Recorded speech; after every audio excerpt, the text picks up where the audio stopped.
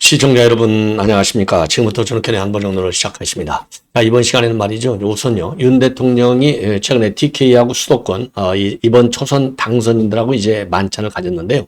이게 만찬에 한 2시간 반 넘게 가졌다, 이런 지금 보도는 이미 해드렸고, 그날 이제 윤 대통령이 한 이 발언 내용도 1차적으로 보도해드렸는데요. 추가적으로 매우 중요한 발언들이 지금 많이 나오고 있습니다. 그래서 요 핵심을 말씀을 드리겠는데, 한마디로 인해서 딱 한마디로 얘기한다면, 야, 이거 여당 아니냐? 대통령 내가 있지. 날 믿어. 나도 확실하게 열심히 할 거야. 그리고 당이 주인이 돼서 똑바로 좀 해.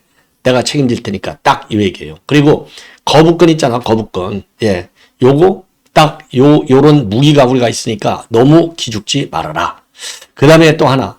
아니, 예산 편성을 누가 하냐? 예산 편성 우리 여당이 하잖아. 네, 행정부가 하잖아요. 딱 그러니까 이거를 무기로 해서 확실하게 야당하고 한번 싸워봐. 딱 요 얘기나 마찬가지예요.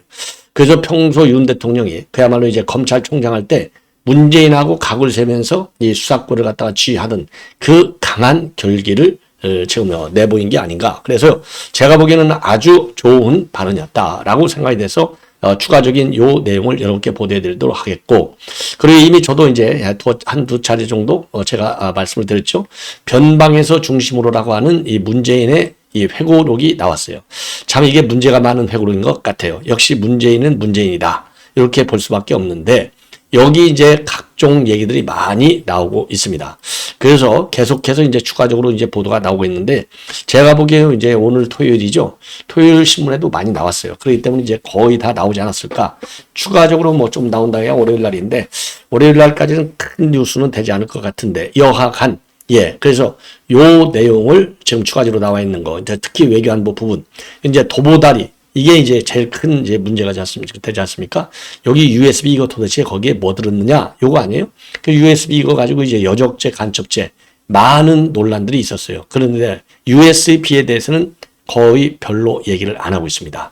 자, 그래서 도보다리에서 한 내용들, 이걸 중심으로 해서 이 얘기를 하겠고요. 요 회고를 보면 여전히 문재인은 김정은의 예, 굴종적 그런 이 자세, 머릿속에 말이죠, 딱 쩔어 있어요. 김정은이가 그렇게 문재인을 끼워두지 않으려고 이 판문점 회담할 때도요, 트럼프한테 그렇게 얘기했다는 거 아니에요? 예. 그리고 트럼프도 문재인을 별로 안 좋아해요. 그런데 혼자만 짝사랑하고 있는 것이 드러났습니다. 그러니까 내내 사기만 당하다가 결국 망신당하고 임기 내내 3번 정상회담으로 끝이 나고 애걸복걸 난리를 쳤지만, 미국 관계도 해치고 일본 관계도 해치면서 오로지 올인했잖아요. 시진핑하고 김정은한테, 특히 김정은한테. 그러나 망신 외교로 끝났다. 그런데 이거를 미화시키고 있어요. 그 다음에 또 하나 지금 현재 전주지검에서 말이죠, 이 문재인 사위 수사를 하고 있어요. 이러한 가운데 말이죠, 지금 이제 김정숙의 옷 장신구, 이거 특검하자, 맞불 작전을 우리 여당에서 지금 본격적으로 피고 있습니다. 중요한 정치권의 새로운 어젠다로 떠올라요. 자, 그러한 가운데 최근에 말이죠, 전주지검에서 유송화 전 춘추관장인데, 저도 이제 이 실명을 제가 여러분께 이제 포털 사이트를 통해서 찾아가지고 보도해 드렸는데요. 이 유송화가, 그리고 유송화하고 또 디자인의 딸이 전주지검에서 소환 조사했는데요. 둘 다 묵비권을 행사하고 있습니다. 묵비권 행사한다는 건 뭡니까? 죄를 인정한다는 얘기나 마찬가지죠. 강한 부정은 긍정. 이게 김용, 정진상 전부 처음에 이제 검찰에 갔을 때 묵비권 행사했지 않습니까? 이재명이도 묵비권. 이거 죄졌으니까 묵비권 행사하는 거예요. 좌파들의 공통된 수사 전략이자 재판, 수사 전략이 아닌가, 이렇게 생각이 들어요. 이게 말이죠, 북한에서 우리 한국에 내보내는 공작 요원들, 대남 간첩들, 이거 묵비권 행사하잖아요. 똑같습니다. 이게 전부 이북에서 배운 그 공작술의 일환으로 묵비권 행사하는 거예요. 야, 이거 공통점이 얼마나 많습니까? 그래서 요 옷과 장신과 관련된 이 그동안에 제기됐던 이 의혹들, 요거를 정리해 드리도록 하겠고요. 마지막으로 말이죠, 이 마지막으로 오늘 이제 이 오전부터 제가 이 보도해 드리려다 못 해드렸는데, 이번엔 조금 시간이 걸리더라도 박정훈 칼럼, 윤 대통령의 정치성이 의심받는 순간 지지층마저 실망해서 등을 돌릴지 모른다. 일종의 이러한 경고의 메시지. 이 칼럼 여러분께 소개해 드리도록 하겠습니다. 자, 그러면 말이죠. 맨 먼저 오늘 윤 대통령이 지난 16일 날 밤이죠. 수도권하고 DK 지역 초선 당선인들하고 만찬을 가졌어요. 여기에서 말이죠. 대통령의 당부 말씀인데 대통령이 가지고 있는 거부권 그리고 정부가 가지고 있는 예산 편성권 적극 활용해서 야당과 싸워라 이 얘기나 마찬가지예요. 그래서 108석이라고 하는 숫자에는 위축되지 말라. 뒤에 정부가 있고 그리고 내가 있는 거 아니냐. 내가 적극 돕겠다. 자, 그러면서 말이죠. 정부 여당의 이러한 권한들이 있으니까 소수 여당을 기죽지 말라. 그리고 당이 필요할 경우에는 대통령은 헌법의 권한 안에서 돕겠다. 이 헌법 권한 안에서 돕겠다는 게 뭐예요? 예산 편성권하고 그게 거부권이죠. 자, 황 의원도 그랬잖아요. 황 위원장도. 그래, 민주당이 계속 특검에 그리고 대통령이 거부권 행사를 또 부의해? 오케이. 이와 간 거부권 행사하는 길밖에 없어. 그럴 줄 알아. 딱 선제적인 입장을 취했는데 같은 입장이에요. 왜냐? 우리가 무기가 이거밖에 없어요. 국회 해산권이 없잖아요. 그래서 제가 이미 여러분께 말씀을 드린 대로 지금 이제 박찬동 이 변호사가 그 헌법 개정할 때 본인도 야당 대표 중에 한 사람으로서 참여를 했는데 그때 국회 해산권을 안 넣은 것이 참 철천지한이 된다. 민주당이 이러한 당 독재 일당 독재를 할 줄 알았겠느냐. 상상도 못한 지금 전국이 벌어지고 있다는 거 아니겠습니까? 그야말로 최악의 지금 의정을 운영하겠다. 이게 이재명의 입장이고요. 여기에 지금 또 뭐라고 그럴까요? 올라탄 사람이 바로 우원식이에요. 그러니까 대통령도 이러한 입장을 발표한 거라고 볼 수밖에 없어요. 자, 그리고 여소야당 국면에서 총선 자폐로 비판받는 데 따른 걱정도 물론 있겠지만은 대통령과 정부가 결국은 집권여당 아니냐. 열심히 나는 내가 할 테니까 당신 의원들도 자신감 먹고 하라. 이런 메시지를 전한 겁니다. 그리고 또 초선 당선인들한테요. 당정 관계에 있어 이거는 이제 야당과의 싸울 때 그리고 이제 당정 간의 관계 이게 이제 수평적이냐 수직적이냐 해가지고 항상 말이 많았잖아요. 그런데 주인은 당연히 당이야. 그래서 당이 주도하는 당정 관계를 준비했다는 겁니다. 그래서 윤 대통령이요. 당을 아랫사람으로 보지 않는다. 오히려 내가 더 모셔야 할 사람들이다. 이렇게 얘기를 했다고 합니다. 그리고요. 대구 당선인들한테는요. 대구 시민의 사랑을 받는다고 해서 이거를 당연하다고 생각하지 말고 더 열심히 대구 시민들을 잘 모셔라. 이러한 당부도 했다는 겁니다. 그리고 당연히 말이죠. 지금 이제 추미애가 안 되고 우원씨가 됐잖아요. 그래서 추미애가 후보가 될 줄 알았는데, 추미애가 의장이 될 줄 알았는데 안 돼서 정말 선거 결과가 놀랍다. 이런 취지의 발언도 했다는 겁니다. 이렇게 되니까 민주당이 열이 바짝 난 거죠. 그래서 거부권을 갖다가 협박의 수단으로 삼으려고 하는 대통령의 초법적 인식의 경악을 금치 못한다. 이런 악평을 내놓고 있습니다. 자, 그리고요, 진성준 같은 경우는요, 거부권과 관련해서 나라와 국민을 위해서 꼭 필요할 때만 쓰라고 준 권한을 갖다가 조자룡 헌 칼처럼 쓰자는 것이다. 그런데요, 정말 나라를 위해서 필요하기 때문에 실질적으로 이 거부권 행사 하겠다는 의도를 보이는 거예요. 왜? 아니, 민주당 저희들이 맨 먼저 지금 전부 대통령이 거부권 행사한 법안을 갖다가 재발의하겠다. 말도 안 되는 특검을 지금 하겠다. 특검 8개 특검을 하겠다는 거 아니에요? 이게 제대로 정말 민주정치를 하겠다는 우리 헌법이 보장하고 있는 민주적 자유민주적 기본 질서를 지킬 줄 아는 정당입니까? 아니잖아요. 이런 못된 그야말로 폭력 정당이죠. 폭력 정당, 난폭 정당. 이런 정당에 대해서는 거부권밖에는 행사할 권한이 없다. 다시 한번 말씀을 드립니다. 자, 이 정도로 이제 여러분께 이 얘기를 이제 말씀을 드렸고 이번에는 말이죠. 지금 이제 문재인의 이 책자 여기에서 나온 내용을 말씀을 드리겠는데 문재인의 회고록 여러분 말씀드리지 않아도 잘 아시겠지만은요. 요 회고록이 이제 회고록을 보면은요. 바로 변방에서 중심으로 요런 책자로 돼 있어요. 자, 요거를 갖다가 제가 먼저 띄워 드리도록 하겠습니다. 자, 이렇게 되어 있는 책인데 요건 이제 또 좌파들은 이건 또 사겠죠. 정신없지. 그게 문재인은 책 장사에서 벌어. 아니, 책을 만들어 갖고 벌어. 또 이 서점을 운영해서 벌어. 완전히 돈방석에 앉았어요. 좌파들. 자, 그래서 변방에서 중심으로 이렇게 되어 있어요. 자, 그래서 요 내용, 여기에서 이제 실린 내용 중에 말이죠. 지금 제가 이제 중점적으로 보도해드리고 싶은 게 바로 여기에서 나와 있는 내용 중에 도보다리 내용을 중점적으로 말씀을 드리려고 그래요. 자, 그래서 여기에 나와 있는 이제 핵심, 이게 이제 중앙일보가 보도하고 있는 내용인데요. 연평도 주민들을 우위로하고 싶다. 그러니까 이 문재인이가 뭐라는 줄 알아요? 깜짝 놀랐다는 거예요. 이게 놀랄 일입니까? 연평도 주민에게 한번 내가 우유문하고 싶다. 우위로하고 싶다. 그걸 한라산도 가고 싶다. 이렇게 하면 한라산이야 좋아요. 연평도 간다고 할 때는 그러면 연평도 가서 대한민국 국민한테 사과하는 입장을 반드시 발표하라. 연평도 주민한테만 이 사과한다는 것은 맞지 않다. 우위로 한다는 것은 이게 사과도 아니에요. 우위로 하겠다는 거. 우위로. 이걸 듣고서 좋아했다는 거예요. 문재인이가. 그리고 이 김정은이가 말이죠. 이 전화는 보안성이 없으니 보안성 있는 이메일로 하자. 전화 보안성 없으나 이메일 보안성 없으나 거의 비슷해요. 차이가 없어. 근데 이메일로 소통하자는 것을 속된 말로 되게 좋아했다는 거예요. 자, 그리고 전화 임종석이하고요. 누구가 하자는 건지 아십니까? 김여정이하고 직통 전화를 가설한다. 가설했는데 이게 운영이 안 된 거죠. 그리고 이메일도 하자고 그랬는데 이게 보안성 때문에 안 됐다. 이게 지방 계속 순시되는 거. 이거 핑계죠. 그리고 이제 북한하고 회담 장소로, 그러니까 이제 그 북한과 미국 간에 1차 회담 장소, 2차 회담 장소. 1차 회담 장소를 쓰는요. 미국은 말하라고. 그러니까 플로리다의 그야말로 별장, 트럼프 최고의 대우잖아요. 이게.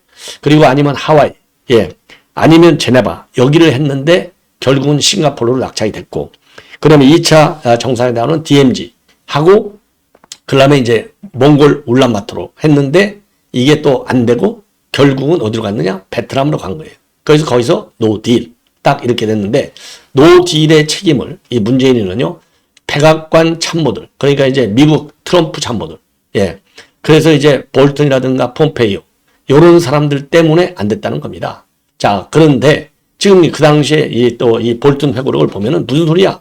지금 내 트럼프 대통령이 일부 제재를 원하느냐, 부분 제재를 원하느냐, 부분 제재로 가자라고 했는데 이거를 김정은이가 안 받아준 거예요. 그 바람에 이게 노딜로 끝난 겁니다.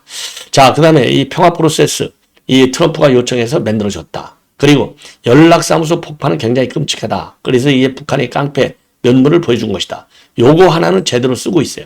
근데 요거와 관련해서 김정은이가 뭘 나중에 얘기했느냐?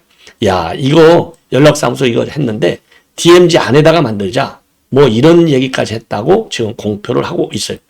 자, 그런데요, 이 도보다리에서 나눈 대화, 여기에서 말이죠. 도보다리에서 나온 대화 중에 이제 중요한 게 두 가지예요. 하나는 핵 문제, 비핵화 의지가 강하다. 요 얘기를 하나 했고, 자기도 딸도 데리고 있는 거 아니냐, 자기도. 그런데 왜 우리 딸한테까지, 딸 세대한테까지 핵을 이기고 살게 하겠느냐. 전혀 그럴 생각이 없다. 요게 하나 있고요. 그리고 1차 미북 정상회담을 어디서 어떻게 할 것이냐. 요 얘기도 나눴다. 그런데 지금 USB와 관련해서는 특별하게 얘기가 나오지 않은 것 같아요. 자, 그래서 그날 이제 이 도보다리에서 지금 이제 김정은이가 말이죠. 김 위원장이 무슨 얘기를 꺼냈느냐. 여기에서 말이죠. 비핵화 의지를 확실하게 표출을 했다는 겁니다. 그래서 그러면서 말이죠. 핵은 철저하게 자기들의 북한의 안전을 보장하기 위한 것이다. 사용할 생각이 전혀 없다. 사용할 생각이 전혀 없다. 그리고 우리가 핵 없이도 살 수 있다면 무엇 때문에 많은 제재를 받으면서 힘들게 핵을 머리에 이고 살겠는가. 자기에게도 딸이 있는데 딸 세대까지 핵을 머리에 이고 살게 하고 싶지 않다. 그래서 나름대로 절실하게 비핵화 의지를 설명했고, 미국을 비롯한 국제사회가 자신들의 비핵화 의지를 불신하는 것을 매우 답답하게 생각을 했다. 이러한 김정은의 생각은 매우 솔직했다. 그리고 고충도 솔직히 털어놨고, 미국과 회담이 예정되어 있는데 미국과 처음으로 정상회담을 하는 것에 대한 기대, 그리고 경험이 없는 것에 대한 걱정도 하더라. 어떻게 하는 게 좋을지 물어보더라. 요런 얘기를 지금 써놓고 있어요. 자, 그런데 말이죠. 이게 김정은이, 이게 좌파들 다 그래요. 절대 이 핵을 개발할 의지가 없다 했는데, 자, 그 이유로 말이죠. 이 핵이 김일정일 때부터, 김정일은 뭐 핵 만든다 했습니까? 김정일 때부터 핵을 만들어 왔잖아요. 그리고 지금 핵이 완성돼서 지금 탄도미사일에 핵을 탑재할 정도로 첨단화, 경량화, 굉장히 아주 개발이 이제 완벽하게 다 이루어진 거 아니겠습니까? 사실상 핵 무장 국가나 마찬가지예요. 즉 de facto nuclear state라고 보면 됩니다. 이게 그러니까 하나도 이게 거짓말, 속은 거죠. 자, 그러면 DJ는 뭐라고 했느냐? 김정일을 만났더니 DJ가 김정일한테 김정일이가 뭐 얘기를 들어보니까 김정은이는 핵을 개발할 의사도 능력도 없다. 두고 봐라. 만약에 김정일이가 핵을 개발하면 예, 내가 책임지겠다. 이거 DJ 그렇게 얘기를 했어요. 근데 그런 김정은이가 핵을 안 만들었습니까? 예? 우라늄 몰래 우라늄 농축 프로그램을 허다 돌리다가 걸려갖고 그래서 당시 미국에서 육자회담을 중단한 거 아니에요. 거짓말하는 바람에. 이렇게 DJ도 속았는데 문재인이가 또 속고 있어요. DJ 문재인 연거푸 두 명의 이 좌파 대통령을 속고 있어요. 그 바람에 대한민국은 지금 핵 위기에 직면해 있다라고 하는 점을 우리가 무시해서는 안 되고 거기에 대한 무능과 무책임 반드시 문재인은 져야 될 것이 아니냐. 예, 요렇게 생각을 하는 겁니다. 저는요. 자, 그래서 이 핵 문제 이게 얼마나 참 기가 막힌 문재인식 발상이냐. 요런 점을 지적하지 않을 수 없어요. 예. 자, 그리고 말이죠. 남북 정상 간에 아까 말씀을 드린 대로 남북 정상 간에 이메일로 서로 이 핫라인을 가동하자. 요런 얘기를요. 5월 26일 날 427 판문점회담이 있고 526 판문점회담이 있는데 거기에서 번개 정상회담 했을 때 그 제안을 했다는 겁니다. 근데 이게 이루어지지 않은 것이죠. 그래서 이러한 내용을 지금 적고 있어요. 핵심 내용으로. 그리고 말이죠. 이 기가 막힌 게 또 몇 가지만 간략하게만 이제 언급을 한다면 한라산도 가고 싶어 했고 연평도도 방문을 원했다. 그래서 한라산은 이게 높잖아요. 그러니까 이제 김정은이 체력으로 안 되니까 중간에 헬기장을 건설하려고 그랬다. 그리고요. 미 싱가포르 선언에다가 한미 훈련을 중단한다는 말을 넣었어야 되는데 안 넣은 것이 아깝다. 안타깝다 이거죠. 유감이다 이거죠. 얼마나 기가 막힙니까? 자, 참 문재인이 이런 사람이 대통령을 했어요. 대한민국의 안보를 갖다가 김정은한테 이거 완전히 상납한 거예요. 매국보다도 더 나쁜 거예요. 지소미아 종료한 거가 이거 잘했다는 겁니다. 이 정도면 뭐 갈 때까지 간 것이죠. 자, 이 정도로 제가 여러분께 이제 말씀을 드리고, 그 다음에는요, 누구죠? 그 김정숙 게이트. 김정숙 옷 관계를 말씀을 드리도록 하겠습니다. 자, 그래서 김정숙은 한복을 6벌, 김혜자, 김혜자, 이분이 이제 누비장이에요. 중요 무용, 문화재로 되어 있습니다. 자, 이분이 누구냐? 제가 이제 자료 화면을 하나 이제 준비했는데요. 자, 이분이 김혜자, 누비장입니다. 무용문화재. 자, 요 분한테서 옷을 해 입었어요. 그런데 절대로 김정수이가 대통령 영부인이 되기 전에는 한 번도 여기에서 옷을 해본 적이 없어요. 그리고 또 하나, 대통령 부인 되고 나서만 옷을 해봤는데 꼭 보좌진이 따라와요. 보좌진 따라가서 좋다 이거예요. 그런데 그때 또 누가 따라오느냐? 제가 어제 말씀드린 대로 유송화 춘추관장이 따라와요. 유송화가 이제 보좌관 하다가 비서관 하다가 이제 춘추관장으로 갔잖아요. 그런데 두 가지예요. 꼭 대통령 부인이 된 이후로만 옷을 해 입었고, 그리고 카드를 쓰지 않고 반드시 관봉권, 아주 빳빳한 돈, 은행에서 한 번도 쓰지 않은 딱 일렬번호 되어 있는 새돈, 신권, 요걸로만 썼다는 거예요. 일괄지급 그것도 그것도 봉투에 넣어서. 그것도 누가? 비서관이 줬다는 겁니다. 이 정도면 이거 특활비 100% 특활비 쓴 거예요. 100%. 예.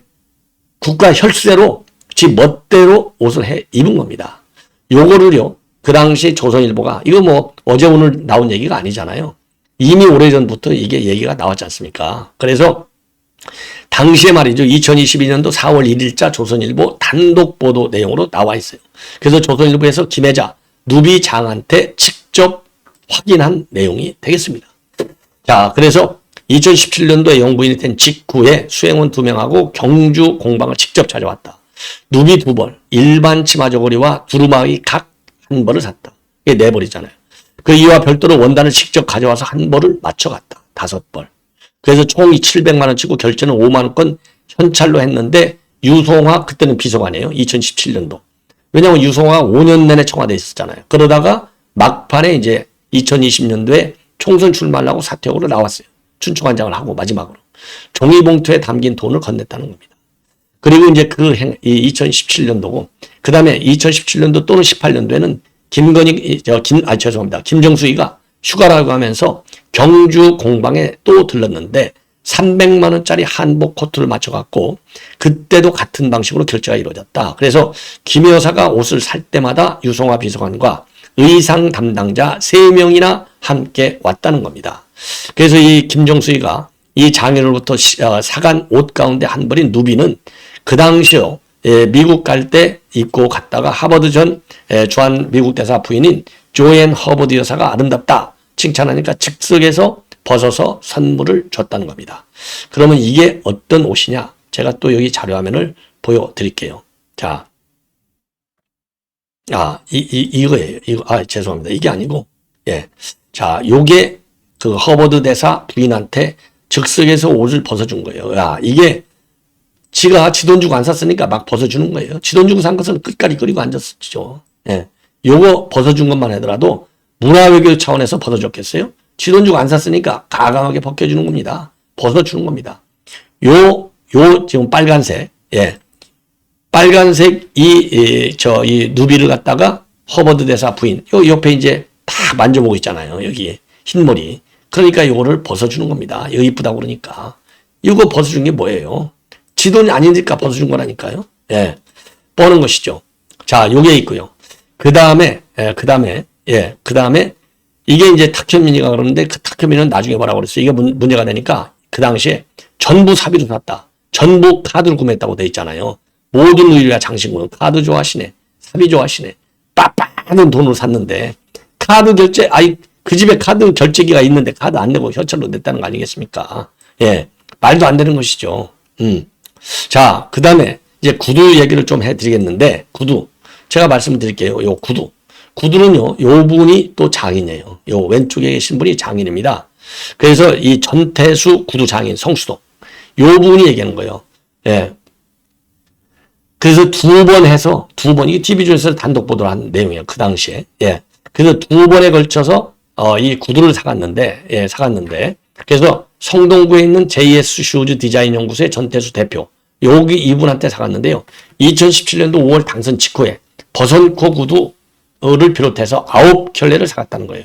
근데 제일 처음에는 누가 와가지고 치수 측정이 필요한데 좀 와서 출장 올 수 있느냐 물어서 나는 안 간다 이렇게 얘기했다는 거예요. 그랬더니 청와대라고 하더라는 거예요. 그래서 무서워가지고 바로 가봤더니 손님이 바로 누구냐? 김정숙 여사라는 겁니다. 김정숙이라는 거예요. 그러더니 2017년도 가을에 또 그때는요 아예 이제 자기 구두 공장으로 왔대요. 그래서 갈색 장어 가죽일 등 6켤레를 샀다는 겁니다. 총 15켤레. 그래서 두 번째는 직접 와서 깜짝 놀랐다는 겁니다. 그러더니 똑같이 보좌진이 봉투에 현찰을 넣어서 빠빠던 돈. 예. 근데 이 전태수 이 장인의 구두는요 켤레당 20만에서 50만 원 수준인데 여기도 신용카드가 결제가 가능한데 요때도 유송화가 와서 또 돈을 내고 갔다는 겁니다. 이거 그러니까 이번에 이제 불려다닌 거 아니에요. 조사를 받으러. 그런데 묵비권을 행사했다는 것이죠. 묵비권을 행사했다는 얘기는 결국 뭡니까? 이게 특활비를 썼다는 얘기나 마찬가지죠. 예. 이래서 지금 이제 이 김정숙 게이트. 예. 그러고 이제 맞불 작전이 상당히 의미가 있다. 이렇게 볼 수밖에 없는 거가 되겠습니다. 자, 그러면 이거 말고 또 이제 장신구가 있잖아요. 이게 장신구. 자, 이걸 보십시오. 자, 장신구. 여기 딱, 이게 아주 고급 장신구 딱 보이잖아요. 그런데 이게 이제 이 모금 행사할 때, 예, 그 후원금 모금 행사할 때는 이게 이제 이 장신, 이게 이제 보석 같은 게 보이니까 요거를 돌려찬 거예요. 왼쪽. 여러분들 보시죠? 자, 왼쪽. 이게 돌려차서 이 보석이 안 보이잖아요. 안 보이게. 여기에서는 이제 보였었는데 봉투 들 때는 안 보이게 하는 거예요. 이게 찔리니까 양심상치가 아무리 생각해도 찔리니까 이렇게 하는 거예요. 그 다음에 옷을 얼마나 많이 해 입었어요. 옷을 여러분들 흰색 원피 요 옷들 보십시오. 이 옷 뭐 미국 한 번 가는데 워싱턴 도착했을 때 일본이 이제 워싱턴 도착해서 이렇게 옷 입어. 그 다음에 6월 29일 날 그 다음에 한국정 찬양 기념일 때는 2번 옷으로 바꿔 입어요. 2번 옷으로. 그 다음에 카렌 펜스 옷찬 때, 예, 펜스 옷찬 때 6월 30일 날은 또 요렇게 갈아입어요. 이 옷값이 어디로 나냐 이거요. 문재인이 뭐죠? 그 봉급이 그 당시에 1억 5천 정도 됐다는데 이 어마어마한 옷값을 어떻게 재냐고요. 그러니까 이거는 꼬리표 뗀 돈이다. 이렇게 생각하고 그 당시에 전효국 의원이 이 문제를 갖다가 집중적으로 블로그를 통해서 비판한 바 있어요. 예, 그래서 김정숙 게이트가 지금 터진다. 예, 터진다. 요렇게 보시면 되고, 김정숙 게이트는 단순한 특검만 갖고 아니다. 예, 그야말로 김정숙, 그 다음에 문다혜, 예, 문다혜. 왜냐면 이것도 디자인의 딸을 통해서 또 이 혈세를 빼냈을 가능성, 의혹이 제기되고 있는 거 아니겠습니까? 그래서 김정숙 종합특검을 해야 될 것이 아니냐. 어디다 대고 김건희 여사 종합특검을 하느냐. 예, 요 얘기가 상당히 설득력 있고 이해력이 있다. 이렇게 보여집니다. 자, 그래서 우리 국민의힘 의원 여러분들 정신 바짝 차리십시오. 예, 시청자 여러분 이것으로 이제 본 방송을 마치고 또다시 다음 바로 이어서 이 박정훈 칼럼은 별도 방송에서 말씀을 드리도록 하겠습니다. 시청자 여러분 이것으로 본 방송은 마칩니다. 대단히 고맙습니다.